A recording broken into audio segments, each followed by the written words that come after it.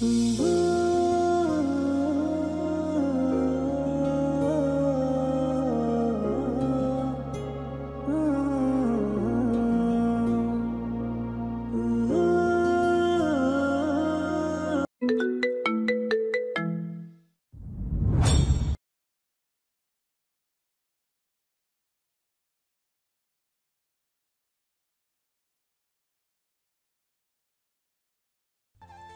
এখনো যাচ্ছেন না কেন? বেশ দায়সারা ভাবে এক ভ্রু উঁচিয়ে বলল। আমার ইচ্ছা। Any problem? মেঘের কথার উত্তর না দিয়ে আবারও বেল বাজালো। এই ভোম্বল নিশ্চয়ই ঘুমিয়েছে। আজকে ওর মরণ ঘুম ছুটাবে পালক। একবার দরজাটা খুলুক, ওরে 2 ঘন্টা পানিতে চুবিয়ে রাখবে। রাগে পালকের মেজাজটা খারাপ হচ্ছে। তার উপর এই লোকটা এভাবে তাকিয়ে আছে। কি সমস্যা আপনার? এভাবে দাঁড়িয়ে আছেন কেন? যান, ঘরে যান। আমি কোথায় দাঁড়িয়ে থাকবো সেটা আমার ইচ্ছা। আমার বাড়ি, তোমার পারমিশন নিতে হবে না। আপনার বাড়ি, আপনি যেখানে খুশি দাঁড়িয়ে থাকুন, শুয়ে থাকুন, আমার কিছুই না। আমার সামনে থেকে সরুন, একদম এভাবে তাকাবেন না আমার দিকে। কিভাবে তাকিয়ে আছেন? ওই যে ওভাবে। কিভাবে? আমি জানি না, আপনি এক্ষুনি যান এখান থেকে, নয়তো আমি কিন্তু চিল্লাবো। এবার বুকে ভাঁজ করা হাত নামিয়ে সোজা হয়ে দাঁড়ালো। ধীর পায়ে এদিকে এগিয়ে আসতে আসতে বলল, তাই? তবে চিল্লাও, আমি দেখি তুমি কত জোরে চিল্লাতে পারো। মেঘ এগোচ্ছে আর পালক পিছাচ্ছে। কেমন বেহার মতো তাকিয়ে আছে পালকের দিকে। ইয়া মাবুদ, এ যাত্রা বাঁচিয়ে দাও, আর কখনো এই লোকটার সামনে পড়বে না পালক। এগিয়ে এসে ঠিক পালকের সামনে বরাবর দাঁড়ালো। আপনি এগিয়ে আসছেন কেন? আমতা আমতা করে পালক জিজ্ঞাসা করতেই বাঁকা একটা হাসি দিয়ে বলল, তুমি পিছিয়ে যাচ্ছ কেন? পেছাতে পেছাতে দেওয়ালে পিঠ ঠেকেছে। লম্বা চওড়া লোকটা এসে একদম সামনে দাঁড়ালো। এক হাত পালকের মাথার কাছে আর এক হাত কোমরের কাছে দেওয়ালে রেখে ভর দিয়ে ঝুঁকে এলো। ভয়ে থরথর করে কাঁপছে। এখন পালকের কি হবে? মেঘালয় কাছে আসলেই পালকের বুকে এলো পাথারি ঝড় শুরু হয়। হাত পা সমান তালে কাঁপছে। মেঘ এক হাত উঁচিয়ে পালকের কপালে ঘামে লেপ্টে থাকা চুল সরিয়ে কানের পেছনে গুজে দিল। চোখ বন্ধ করে রাখা মুখটা দেখে স্মিত হেসে সারা মুখে ফু দিল। মেঘের উষ্ণ শ্বাসে কেঁপে উঠে পিটপিট করে চোখ খুলে তাকালো। লোকটা আরও কাছে এসে পালকের গালের সাথে গাল ঠেকিয়ে খোঁচা খোঁচা দাড়ির ঘষা দিয়ে চট করে সরে গেল। আর তখনই খট করে দরজা খোলার শব্দ হলো। পালক এখনো বুঝতে পারল না কি হলো। শুধু শরীর জুড়ে বিদ্যুতের বেগে তরঙ্গ বয়ে গেল। পাথরের মতো জমে আছে। গালে হাত স্থির দাঁড়িয়ে থাকা অবস্থায় পাশ থেকে ধাক্কা লাগতেই ধ্যান ভাঙল। আফু, এসেছিস? আমি আরও কখন থেকে ফোনে ট্রাই করছি তোকে। আসলে আমি রান্নাঘরে ছিলাম তো, বেল বাজার শব্দ শুনতে পাইনি। বেশ কয়েকবার শব্দ হওয়ার পর মনে হলো কেউ দরজা ধাক্কাচ্ছে, তাই দেরি হয়ে গেল। সরি রে। ওর কথাও এক কান দিয়ে ঢুকে আরেক কানে বেরিয়ে যাচ্ছে। এবারও পালকের জবাব না পেয়ে শিমু পালকের বাহুতে মৃদু ধাক্কা দিয়ে বলল, কি হলো আফু? এভাবে মূর্তির মতো দাঁড়িয়ে আছিস কেন? শিমুর ডাকে হুঁশ ফিরতেই আশেপাশে তাকালো। না, মেঘালয় নামক মানুষটা এখানে কথাও নেই। কয়েক মুহূর্তেই গায়েব হয়ে গেল। না, পালকের মনের ভুল ছিল। পালকের ভাবনার মাঝেই শিমু জোরে বলে উঠল, তুই কি ভেতরে আসবি নাকি সারা রাত ওখানেই কাটিয়ে দেওয়ার ইচ্ছে আছে? শিমুর চেঁচানিতে ঘোর ভাঙল। ওর দিকে তাকিয়ে তেড়ে বলল, একদম চেঁচিয়ে কথা বলবি না বিয়াদব। আমি কানে কালা নই। সবগুলো এক একটা আপদ আমায় পাগল করে, তবেই এদের শান্তি হবে। বলে ওকে সরিয়ে গটগট করে রুমের দিকে হাঁটা দিল। হাতের ব্যাগটা থপ করে রেখে ওয়াশরুমে ঢুকে শাওয়ার ছেড়ে দিল। আপাতত মাথা ঠান্ডা করা খুব দরকার। ছোট মাথাটায় এত চাপ নিতে পারছে না। রাস্তার পাশ দিয়ে হাতের ফাইলগুলো নিয়ে দ্রুত পায়ে হাঁটছে ধ্রুব। আজকে গরমটা বেশ পড়েছে। বর্ষার আগমনে এমন হুটহাট ভ্যাপসা আবহাওয়া লেগেই আছে। আজকে গাড়িটাও সার্ভিংয়ে দেওয়া। রাস্তায় জ্যামে আধ ঘন্টা বসে থেকে রিক্সা থেকে নেমে ফুটপাত ধরেই হাঁটা ধরেছে। হুট করে কারোর সাথে ধাক্কা লেগে নিজের ফাইলগুলোর সাথে আগন্তুকের হাতের বইগুলো পড়ে গেল। সরি, আমি খেয়াল করিনি, প্লিজ ডোন্ট মাইন্ড। বলেই দু হাতে বইগুলো তুলে সামনে ধরে বলল। এই যে আপনার। পুরোটা শেষ না করে আবারও বলল, আরে আপনি? হ্যাঁ, না মানে ছি। থতমত খেয়ে শিমু উত্তর দিল। সে ভাবতেও পারেনি ধ্রুবর সাথে এভাবে হুট করে দেখা হয়ে যাবে। ট্যুর থেকে ফেরার পর আর তাকে দেখা যায়নি। নিজের অজান্তেই শিমুর মন বার কয়েক চেয়েছে শ্যাম মুখখানা দেখতে, কিন্তু আজ এভাবে সামনে দেখা যেন মাথাটা গুলিয়ে দিচ্ছে। আপনি এই দুপুরে একা ফিরছেন যে? আসলে পালকের কোনো কাজ আছে নাকি তা বলেই ভার্সিটিতে থেকে গেল। আমি আর আরশি আসছিলাম, ওর বাড়ির গলি আসায় ও চলে গেল, তাই একাই ফিরছে আর কি। ধ্রুব গাল প্রসারিত করে বরাবরের মতোই চমৎকার হাসি দিয়ে বলল, তাহলে তো ভালোই হলো, আপনাদের বাড়ির ওদিকে যাচ্ছি, চলুন যাওয়া যাক। শিমু সৌজন্য হেসে মাথা নাড়িয়ে সম্মতি দিয়ে হাঁটা ধরল, আর পাশাপাশি ধ্রুব। আপনার আপত্তি না থাকলে আমি কি আপনাকে তুমি করে বলতে পারি?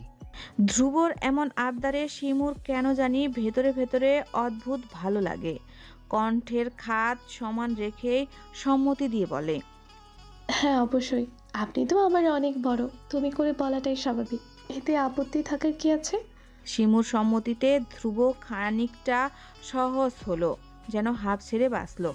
নিজের চেয়ে এত ছোট্ট বয়সী মেয়েটাকে আপনি বলতে কেমন বেমানান লাগে, আবার তুমি করে বলতেও দ্বিধা লাগে।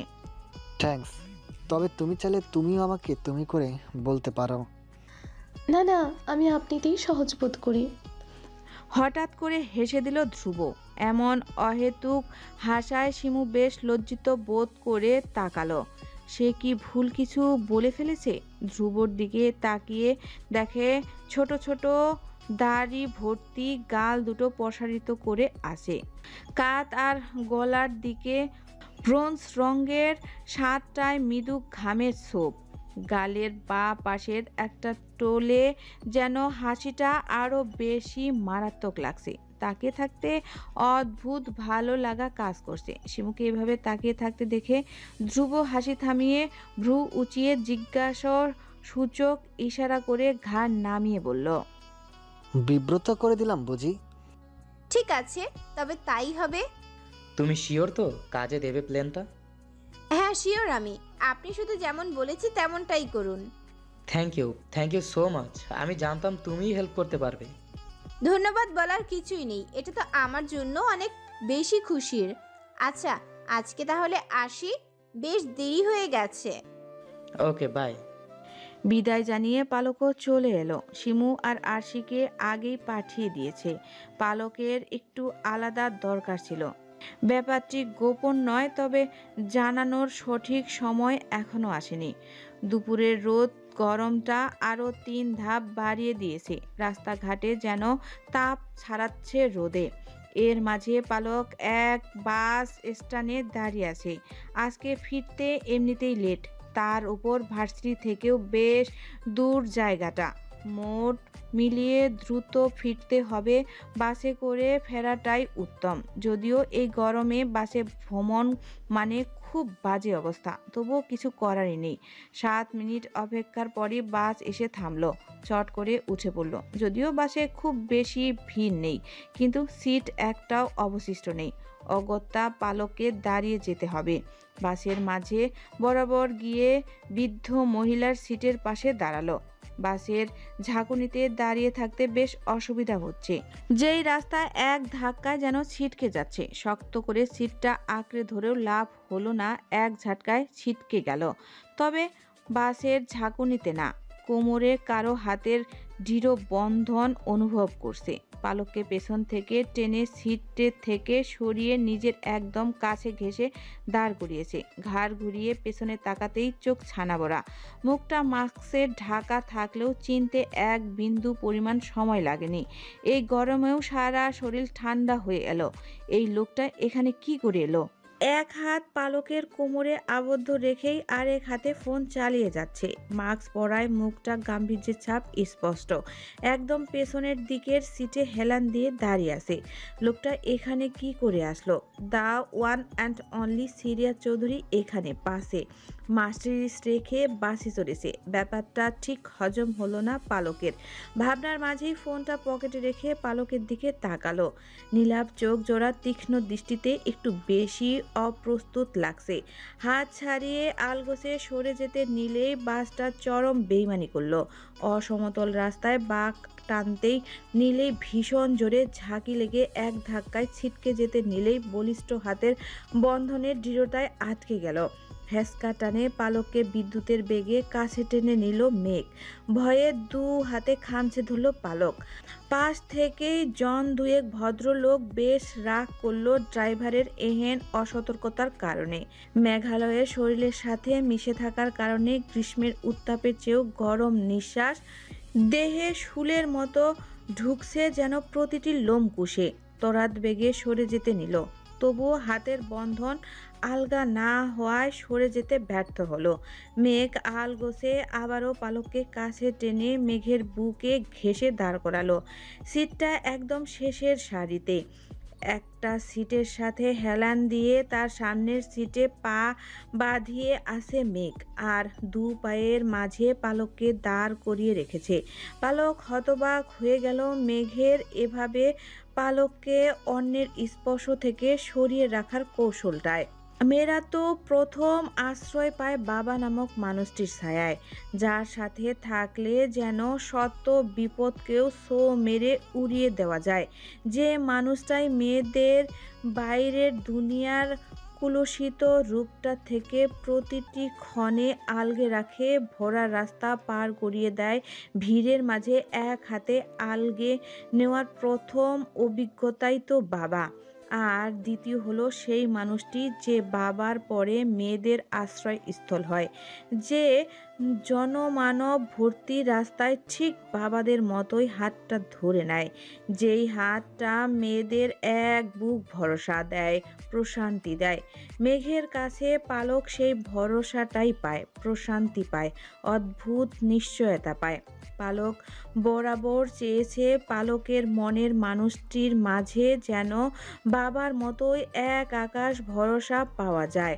শত ভিড়েও সে পালককে আলগে নিতে পারে, ঠিক যেমন মেঘ নিল। হঠাৎ করেই অদ্ভুত প্রশান্তির হাওয়া শরীর জুড়ে গেল। অসম্ভব ভালো লাগা ছেয়ে গেল লোকটার প্রতি। মৃদু ঝাঁকুনিতে বাস এগিয়ে চলছে। জানালা দিয়ে আসা এলোমেলো হাওয়ায় চুলগুলো ছড়াছড়ি খেলা জুড়েছে শুভ্র কপালে। জাম কালারের শার্টের কলারটাও মৃদু দোল খাচ্ছে এমন বাতাসে। লোকটা এত সুন্দর কি করে? সৃষ্টিকর্তা যেন সব মায়া আর ভালোবাসা ঢেলে দিয়েছে চেহারাটার মাঝে। দিন দিন পালক আসক্ত হয়ে পড়েছে এই চেহারায়, যা না দেখলে পালকের বক্ষপিণ্ড অজানা ব্যথায় ব্যথিত হয় এক মুহূর্তেই শতবার। পালককে এভাবে অপলক চেয়ে থাকতে দেখে মাস্কে ঢাকা মুখে ভ্রুজোড়া উঁচিয়ে জিজ্ঞাসাসূচক ইশারা করলো। পালক মৃদু হেসে ঘন ঘন এদিকে ওদিকে মাথা নাড়িয়ে বুঝালো কিছুই না। সামনের লোকটার চোখ জোড়া ছোট হয়ে এলো, চোখের দুপাশে পড়া ভাঁজগুলোই তার মাস্কে ঢাকা মুখের অমায়িক হাসিটা স্পষ্ট বুঝিয়ে দিল। কেন হাসে মেঘ জানে না যে এই হাসিতে পালক বারংবার মরে যায়, হাজার বার ঘায়েল হয়। ভেতরের অজানা পালকটা হুট করে ভীষণ জেদ ধরল। সে মাস্কের আড়ালের মুখটা নয়, স্পষ্ট হাসি দেখতে চায় তার প্রাণ পুরুষের। বাসটা কিছুক্ষণের জন্য থামতেই পেছন থেকে লোকজন নেমে ভিড় কমিয়ে দিল। গুটি কয়েকজন ছিল, তারাও ফাঁকা জায়গা পেয়ে সামনের দিকটায় গিয়ে বসলো। এই সুযোগটায় মোক্ষম ব্যবহার করলো পালক। এই গরমেও মেঘের মাস্ক পরার কারণটা পালকের স্পষ্ট, যা ফজরানা। বিভিন্ন নিউজ রিপোর্ট আর ম্যাগাজিনের চৌধুরী ইন্ডাস্ট্রিকের প্রায়ই ছাপার কারণে তার মুখটা বেশ সুপরিচিত। তাই অযথা জনসম্মুখে এমন কোলাহল বাসে প্রশ্নের সম্মুখীন না হতে চাওয়াটাই মূল কারণ মুখ ঢাকার। কিন্তু পালক তো তা মানবে না। দুষ্টু একটা হাসি দিয়ে আর একটু কাছে সরে এলো। দুহাত উঁচিয়ে আলতো করে মুখের মাস্কটা খুলে নিল। মেঘ চোখ রাঙাতেই খিলখিল করে হেসে দিল, যেন মহাসাধ্য সাধন করেছে। আশপাশের সাবধানী নজর বুলিয়ে বেশ জোরে চেপে ধরল কোমরটা। মুখটা ঝুঁকিয়ে এনে সারা মুখে ফু দিয়েই পিছিয়ে নিল মুখ। লজ্জায় ঘাড় নিচু করে রেখেছে পালক। পালক জানতো লোকটা বেহায়া, তাও যে কেন নিচ থেকে পাকনামিটা করতে গেল। সামান্য মাথাটা উঁচিয়েই মেঘের দিকে তাকাতেই দেখে চোখ দুটো ছোট ছোট করে বাঁকা হাসি দিয়ে তাকিয়ে আছে। এক কান থেকে ব্লুটুথ হেডফোনটা খুলে পালকের কানে গুঁজে দিল। মৃদু সুরে বাজছে সেখানে, तू की जाने प्यार मेरा, मैं करूँ इंतजार तेरा, तू दिल तू यू जान मेरी, मैं तनु समझावा की न तेरे बिना लगदा जी। যেন গানের শব্দগুলো মেঘ নামক পুরুষটির কণ্ঠেই বাজছে পালকের কানে। এত এত ভালো কেন লাগছে? তীব্র গরমে দুপুরের ভ্যাপসা হাওয়ায় এই লোকাল বাসটা যেন অদ্ভুত সৌন্দর্যের প্রতিমা লাগছে। এত ভালো কেন লাগছে? প্রেমে পড়লে কি এত ভাল লাগে? ভালোবাসা কি সত্যি এতই সুন্দর? হুফ, এই পালক ফোন কেন ধরছে না? কই মরল শয়তানটা? এখন আমি কি করব? আমার কি করা উচিত? কফি বানানো উচিত? হ্যাঁ, কফি তো খেতে চেয়েছে। হ্যাঁ, তো নার্ভাস হওয়ার কি আছে? কফি তো। নিজের সাথেই একা একা বক বক করছে শিমু অনবরত। ধ্রুব তার সাথে চৌধুরী ভিলাতেই এসেছে। মেঘালয় তাকে ডেকেছিল কোনো এক ফাইল নিতে, কিন্তু তাকে ডেকে সে নিজেই হাওয়া। ধ্রুব বার কয়েক ফোন দেওয়ার পর মেঘালয় থেকে টেক্সট এসেছে, তাকে 30 মিনিট অপেক্ষা করতে বলে। শিমু ও সৌজন্যের খাতিরে ধ্রুবকে বলেছিল মেঘালয় না আসা অবধি সে তার ঘরেই বসতে পারে। বলে তো দিয়েছে, এখন পালকও ফিরছে না। লোকটার সামনে দাঁড়ালেই কেমন মাথাটা গোলমেলে হয়ে যায়। এখন ভর দুপুরে একটা মেহমান আসলে তাকে কিছু তো অফার করা উচিত। চা কফি কথা জিজ্ঞাসা করাই ধ্রুব বলেছে এই গরমে কোল্ড কফি হলে মন্দ হয় না। এখন রান্নাঘরে এসে চিরচেনা কফি বানানোর পদ্ধতিটাও যেন ভুলে বসেছে। 7-5 ভাবা বন্ধ করে ফ্রিজ থেকে দুধ বের করে 2 গ্লাস নিয়ে কফি বানানো শুরু করলো। আমি হেল্প করব। পেছনে ঘুরে দেখে ধ্রুব এক হাতে কিচেনের ক্যাবিনেটে ভর দিয়ে দাঁড়িয়ে আছে তার পেছনেই। আরে না না, আমি করে নিতে পারবো। আপনি কেন কষ্ট করতে আসতে গেলেন? কষ্ট? কিসের কষ্ট? একা একা বসে থাকার থেকে ভাবলাম তোমাকে হেল্প করে উপকার হয়ে যাবে। আমি কিন্তু কফি বেশ ভালোই বানাই। আপনি ব্যস্ত হবেন না, আমি পারবো। আরে একবার সুযোগ দিয়েই দেখো না, ভালো না লাগলে বলিও। বলেই শিমুকে সরিয়ে দিয়ে নিজেই কফি বানাতে শুরু করলো ধ্রুব। শিমু বারণ করা সত্ত্বেও শুনল না। বেশ দক্ষতার সাথেই 5 মিনিটের মধ্যেই কফি বানিয়ে গ্লাস দুটো ট্রে দিয়ে বসার ঘরে আসলো। শিমুও পেছনে পেছনে এসে বসলো সোফায়। ধ্রুব একটা গ্লাস শিমুর হাতে ধরিয়ে দিয়ে বলল, আফটার ইউ। শিমু একটি খেয়ে বলল, বাহ, খুব ভালো কফি বানাতে পারেন তো। খারাপ হলো কি বলবে নাকি? সত্যি ভালো হয়েছে, আপনি টেস্ট করে দেখুন। শিমুর কথায় ধ্রুব এক চুমুক খেয়ে বলল, ভালো হয়েছে। আমি বরাবরে ভালো বানাই, তবে আজকে একটু নার্ভাস হয়ে গিয়েছিলাম আর কি। কেন? আসলে এতদিন তো নিজের জন্য বানিয়েছি, আজকে কোনো এক মেয়ের জন্য বানালাম। একটু তো হেডিটেশন লাগে, তাই না? বলেই হেসে দিল ধ্রুব। এহেন কথায় শিমুও হেসে দিল শব্দ করে বেশ। ধ্রুব হাসি থামিয়ে বলল, পিটি স্মাইল। বাস স্ট্যান্ডে এসে থামলো দুজনে। মেঘ পালকের এক হাত ধরে রাস্তা পার করে হাত উঁচিয়ে একটা রিক্সা থামিয়ে পালককে বলল, উঠুন ম্যাডাম। রিক্সাতে যাব? দুজন একসাথে? না তোকে দুজন রিক্সা নিয়ে যাব? না মানে আসলে চুপ, আসলে নকলে পরে। চুপচাপ রিক্সাতে ওঠো। মেঘের ধমকে সাথে সাথে রিকশায় উঠে বসলো। এই লোক দিয়ে একটু বিশ্বাস নেই। ভরা বাসে যে কোমর জাপটে ধরতে পারে সে রাস্তার মাঝে কোলে তুলেও নিতে পারে। পালক উঠে বসার পরই মেঘ উঠে বসলো পাশে। মেঘের দিকে ফিরে বলল, কথায় কথায় এভাবে কোলে তুলে নেওয়ার ধমকি দেন কেন? হ্যাঁ, আমি কি ছোট বাচ্চা? নাকি চাচ্ছ আমি কোলে করে উঠাই? তুমি তো ইচ্ছে করে ঘাটতারামি করো যাতে আমি কোলে নেওয়ার কথা বলে। সামনের দিকে তাকাতেই রোবটের মতো উত্তর দিল বেটা খবিশ। ভ্রু কুচকে বেশ তেজ দেখিয়ে বলল, সবাইকে কি নিজের মতো নির্লজ্জ ভাবেন নাকি যে এসব ভাববে? যখন তখন আমায় এইভাবে তুলে নেব, বস্তায় ভরে নেব, এমন হুমকি ধমকি একদম দেবেন না বলে দিলাম। আমি আপনাকে মোটেও ভয় পাই না। আচ্ছা, পাও না ভয়? বলেই আরো কাছে সরে এলো। পালক মেঘের দিকে তাকিয়ে দেখে আবারও কালকের রাতের মতো ডেভিল স্মাইলটা দিচ্ছে। নির্ঘাত কিছু একটা অঘটন ঘটাবে এই লোক। পালক হাড়ে হাড়ে চিনে এই সিরিয়াস চৌধুরীকে। শুকনা ঢোক গিলে সরে গেল খানিকটা। মেঘ আরও পালকের দিকে সরে এলো। এ কি জ্বালা! আচ্ছা জ্বালানো জ্বালাচ্ছে পালককে। এই মেঘ সরতে সরতে একেবারে কিনারায় ঘেঁষে আসতেই এক হাত দিয়ে কোমর ধরে টেনে নিজের কাছে নিয়ে নিল। পালক মেঘের হাতটা এক ঝামটা দিয়ে সরিয়ে দিয়ে বলল, এভাবে বেশরমের মতো হুটহাট একটা মেয়ের কোমর জড়িয়ে ধরতে লজ্জা লাগে না আপনার? জড়িয়ে তো ধরেছে, আর কিছু তো করিনি। এত লজ্জা পর কি আছে? আর তাছাড়াও এখনো তো সব লজ্জা শেষ করে ফেললে হবে না। কিছু বাঁচিয়েও রাখো, ইন ফিউচার না তো ধার করেও পাবে না। এমন বেহুদা কথা শুনে পালকের কি বলা উচিত পালক জানে না।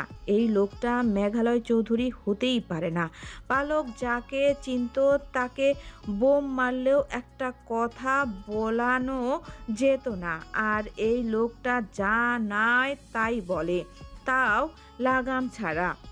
আমার ভবিষ্যতের চিন্তা আপনাকে করতে হবে না, আপনি নিজেরটা ভাবুন। নিজেরটাই তো ভাবলাম। এই যে সরষর একদম কিনারে ঘেসে যাচ্ছিলে, এমনিতে তো লিলিপুট মানুষ একটা। পরে দেখা গেল ঠাস করে পড়ে গিয়ে মাথা ভেঙে বসে থাকলে। সে আমাকে তো কোলে নিয়ে দৌড়াতে হবে। 60 কেজি। কি? আমি 60? আমার মতো মানুষের 60 কেজি কি করে বললো লোকটা? এই এই, আপনাকে বলেছি না একদম 60 কেজি বলবেন না আমায়। আমার ওজন 50ও পার হয়নি। সমস্যা আপনার, তাই আপনি 50 কেজিরও কম ওজনকে 60 কেজি বানাচ্ছেন। পালকের কথায় মেঘ ঘাড় তাক করে তাকালো। বাঁকা হাসিটা দিয়ে মাথাটা ঝুঁকিয়ে এনে নাকে একটা ঘষা দিয়ে বলল, আমার সমস্যা আছে কি নেই সেটা সময় আসলে বুঝিয়ে দেব। তখন হাতের বারণ করেও কিন্তু কোনো লাভ হবে না। I won't listen a word. এমন বেহাপনা কথা শুনে লজ্জায় পালক কোন রং ধারণ করবে জানে না। একটা মানুষ কি করে এতটা লাগাম ছাড়া হয় জানে না। পালক মনে মনে ভাবল, মামনি কি খেয়ে পেটে ধরেছিল এই লোকটাকে? লজ্জা পেলেও তা দমিয়ে কপট রাগ দেখিয়ে পালক বলল, খবরদার আমার সাথে ফালতু মজা করবেন না একদম, নির্লজ্জ বেহায়া পরপুরুষ কোথাকার। পালকের কথা শুনে চোখ ছোট করে তাকিয়ে বলল, জানো নূর, রাগলে তুমি একদম 2 ফুটের ডাইনোসর লাগে। রাগি রাগি মুখ করে থাকতে চাইলেও কিছুতেই পারল না। মেঘের এরূপ কথায় না চাইতেও ফিক করে হেসে দিল। এই লোকটার সাথে থাকলে আর কি শুনতে হবে খোদা জানে। অন্ধকার ঘরে শুয়ে আছে আরশি। ভেতরটায় তার হাজারো গুমট অনুভূতিতে জর্জরিত। নিজের সবচেয়ে প্রিয় বান্ধবীর প্রতি তার এক আকাশ সমান অভিমান জন্মেছে, যা তার ভেতরের প্রদাহ থেকে 3 গুণ বাড়িয়ে দিয়েছে সেদিন ভার্সিটি থেকে চলে আসার পর। পালকের সাথে দেখা করতে তার বাড়ির দিকেই যাচ্ছিল। রাস্তায় পালক আর আবরারকে একসাথে দাঁড়িয়ে দেখে রিকশা থামিয়ে দাঁড়ালে আবরারের পালকের সাথে হেসে হেসে কথা বলা, ওকে জোর করে নিজের সাথে গাড়িতে নেওয়া সবটাই দেখেছে। সেদিন কেমন জানি একটা চিনচিনে ব্যথা হয়েছিল তার বক্ষস্থলে।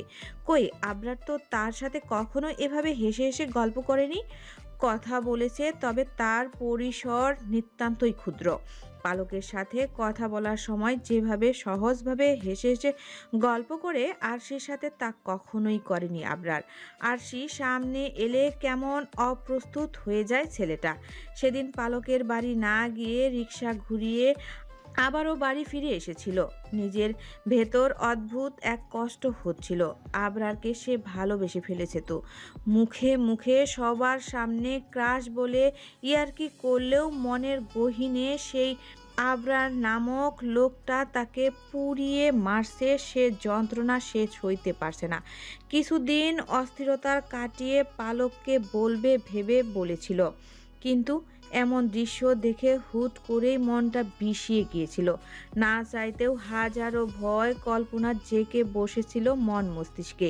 পরের দিন মেঘের পালককে ভালোবাসার কথা শোনার পর যেন নিজেকেই নিজের মারতে ইচ্ছা করছিল। সে কি করে এমন বিশ্রী একটা ধারণা আনলো? পালক যে মনে মনে মেঘকেই চায় সেটা তো তার খোঁজ জানা। সেদিনের পর বেশ ভালোই ছিল। ভালোবাসার মানুষটাকে কাছে না পেলেও দূর থেকে দেখেই নিজেকে সান্ত্বনা দিত। কিন্তু দিন দিন আবরার যেন আরশিকে একেবারেই এড়িয়ে চলছে। আরশি নিজ থেকে কথা বলতে গেলেও আবরার কেমন গা ছাড়া উত্তর দিয়ে সরে বাঁচে। মন মন্দিরের যাকে নিয়ে এত আয়োজন, তার এই নিখুঁত অবহেলায় যেন ক্রমশ ভেতরটা দগ্ধ হচ্ছিল। মাত্রা তো সেদিন ছাড়ালো যেদিন মায়ের সাথে নিউ মার্কেটে যাওয়ার সময় পালককে একটা ক্যাফেতে দেখেছিল আবরারের সাথে। ভেতরের সকল যন্ত্রণা যেন ফুলকিতে রূপ নিয়েছে। একদম বন্ধ করা অনুভূতি অচিরেই তাকে গ্রাস করে যাচ্ছে। হুট করেই রাস্তায় কোনো ছেলের সাথে নিজ বান্ধবীকে দেখে ভুল বোঝার মতো সম্পর্ক তাদের নয়। তাই আরশিও এ ব্যাপারে পালককে নিয়ে কখনো নিজের ভালোবাসা ছিনিয়ে নেওয়ার মতো জঘন্য ভাবনাটা আনবে না। তবুও কেমন এক পোড়ানো অনুভূতি গোসারে গিলে খাচ্ছে তাকে। কেন পালক লুকাচ্ছে? কি লুকাচ্ছে? সে তো বলল কিছু কেনাকাটা করতে যাবে। আবরারের সাথে দেখা করার কথা তো বলেনি। আরশি পালককে ফোন দিলেও সে কৌশলে এড়িয়ে গেছে ব্যাপারটা। নিজের ভালোবাসার এমন অবহেলা আর প্রাণের চেয়েও প্রিয় বোন, সমতুল্য বান্ধবী এভাবে এড়িয়ে যাওয়াটা তাকে ভেতর থেকে কুড়িয়ে খাচ্ছে। সে কোনোভাবেই বুঝতে পারছে না, আর নাই বা বোঝাতে পারছে। ধক করে গায়ের থেকে কেউ চাদর সরিয়ে দেওয়ায় হুড়মুড়িয়ে উঠল আরশি। অন্ধকার ঘরটায় লাইট জ্বলে ঠাস ঠাস করে জানালাগুলো খুলে দিয়ে খাটের উপরে বসলো। এ ভর দুপুরবেলা চিত হয়ে আছোস কেন ছেমরি? আদৃশের কথায় সোজা হয়ে বসলেও কোনো উত্তর দিল না আরশি। আজকে ভার্সিটি যায়নি, দুদিন ধরে কারো ফোনও ধরছে না। এক কথায় নিজেকে বেশ গুটিয়ে নিয়েছে। গলা খাকারি দিয়ে হালকা কেশে বলল, এমনি শরীরটা ভাল লাগছে না। কি সমস্যা তোর? এমনে ঘরের মধ্যে চিপকায়া আছোস কেন? কয়দিন ধরে দেখতেছি কথা বলস না ঠিক মতো, ক্যাম্পাসে আসিস না, আসলেও দুই একটা ক্লাস করে চলে যাস, আড্ডাতেও বসিস না। হয়েছেটা কি তোর? বলছি তো কিছুই হয়নি, শরীরটা ভাল লাগছিল না কিছুদিন, তাই। আবারও একই উত্তর দিল আরশি। ট্যুর থেকে আসার পর থেকেই আরশির আচরণের বেশ কিছুটা পরিবর্তন বোঝা যাচ্ছিল। কথাবার্তা কম বলতো, আগের মতো হাসি খুশি চেহারার ছাপটা যেন কমে আসছিল। গত কিছুদিন যাবৎ একেবারেই অন্যরকম ব্যবহার করছে আরশি। দিন পর পর ভার্সিটি যায়, গেলেও দু একটা ক্লাস করে চলে আসে। আগের মতো আড্ডাও জমায় না। ওকে হাজারো কথা বললেও তেরে ঝগড়া করতে আসে না। আজকে ভার্সিটিতে না পেয়ে রাফাত, শিমু, আদ্রিস, নিবিড় এসেছে ওর বাড়িতে। এই নাটকটা আঙ্কেল আন্টির সামনে পর্যন্তই থাক, আমাদের প্লিজ মিথ্যা বাহানা দেখাস না। তোর নারী নক্ষত্র চেনা আমাদের, ফটাফট বলে ফেল কি হয়েছে। নিবিড়ের কথায় প্রেক্ষিতে রাফাতও সায় দিয়ে বলল, তাই তো, অসুস্থতা যে তোর শরীরে না তা আর যাই হোক আমরা বেশ বুঝেছি। কয়েকদিনে চেহারাটা কি করছিস, পেতনির মতো লাগতেছে। মনে হয় 3 দিন তোরে পানি ছাড়া কিছুই খাইতে দেয়নি। রাফাতের এমন খোঁচা দেওয়ায় কথায় ও আরশি সবাইকে অবাক করে কোনো উত্তর দিল না। এমন চটপটে হাসি খুশি মেয়েটারও এই চেহারা ওরা কেউই সহ্য করতে পারছে না। ভেবেছিল ওর মুড অফ যাচ্ছে, কিছুদিন গ্যাং করলে সেরে যাবে, কিন্তু দিন দিন যেন আরশির উদাসীনতা বেড়েই চলছে। বন্ধুত্বের মাঝেও যেন এক ক্রোশ দূরত্বের বেড়াজাল টেনেছে। তাই তো নিজেদের ব্যক্তিগত কারণটাও জানাতে নারাজ। শিমু দাঁড়ানো থেকে আরশির পাশে গিয়ে বসলো। বেলা 4টা বেজে গেছে, অথচ মেয়েটার দরজা জানালা খুলেনি, উপর হয়ে শুয়েছিল বিছানায়। ওরা সব কয়টি এসেই টেনে তুলেছে। আরশির কাঁধে হাত রেখে শিমু বলল,